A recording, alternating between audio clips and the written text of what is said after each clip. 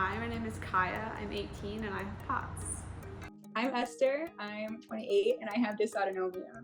Hi, I'm Rachel. I'm 22 and I have POTS. I'm Adara Alexander. I'm 18 and I have POTS. I'm Abby. I'm 22 years old and I have POTS. I'm Melly Zamir. I'm 18 and I have POTS. My name is Melina Ahmed. I'm 18 years old and I have POTS. According to the NIH, POTS is one of a group of disorders that have orthostatic intolerance as their primary symptom. Orthostatic intolerance is a condition in which an excessively reduced volume of blood returns to the heart after an individual stands up from a lying down position. The primary symptom of orthostatic intolerance is lightheadedness or fainting.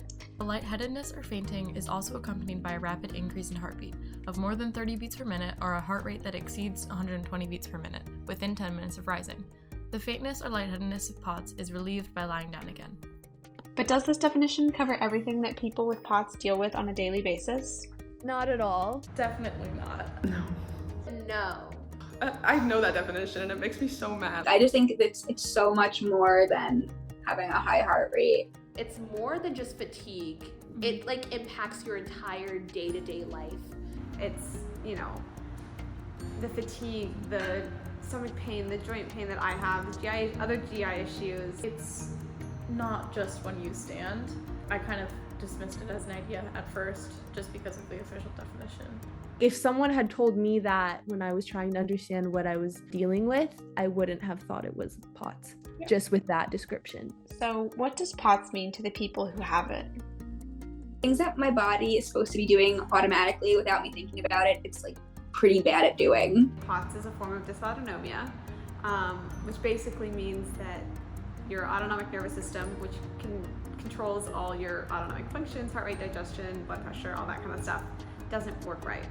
It is a disability where my blood circulation is really wonky, and when I stand up, a lot of times my blood has trouble getting to my brain.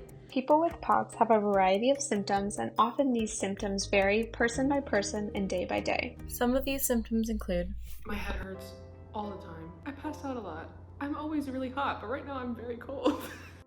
It originally started with severe abdominal pain that never went away, and they were like, oh, it's nothing, it's just there's nothing wrong with your stomach, it just hurts all the time. So it started with that, and then definitely dizziness, a lot of tachycardia. It would be normal for my heart rate to be 180. Fatigue, brain fog, and passing out are my main big things, generally just being lethargic. A lot of weakness, tremors. Every once in a while I'll have a week where I have trouble eating sometimes, just a lot of fatigue. What was the beginning of your experience with POTS like? I was originally diagnosed with vertigo, and it was around elementary school a while ago. I passed out for the first time in my choir concert, and the doctors were like, we don't know why you did that. And I got diagnosed finally about 2 years ago. I've had anxiety my whole life, and I suspect that a lot of that anxiety was sort of interconnected with POTS. So I think for a while, my brain read those POTS symptoms as fear or anxiety. The abdominal pain started in August of 2019, and that's sort of when the disabling fatigue also came. So I think that's when it, progressed to a point where I was like, something's wrong, we need to figure this out.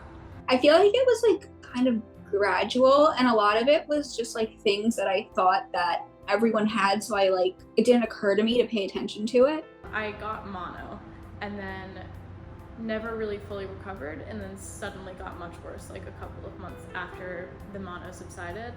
But I also think that even in elementary school and middle school, I hated standing in lines, I hated shopping, I hated hiking, and I never really understood why. How did you find out about POTS? I found out about POTS through social media. I told my mom, and she was like, I don't know, let's, get a heart rate monitor and just do an at-home tilt table test, which is what we did. And, lo and behold, my resting heart rate was 90, and standing I was at 140. My dad actually did the research for it and then brought it up to my primary care. I didn't know what it was until my friend had told me about it, and then I did a little bit of my own research to like understand more, because it's not very talked about unless you know somebody that has it, or like you know a lot about things like this. Like there's no way you would know about it. It's not very like talked about.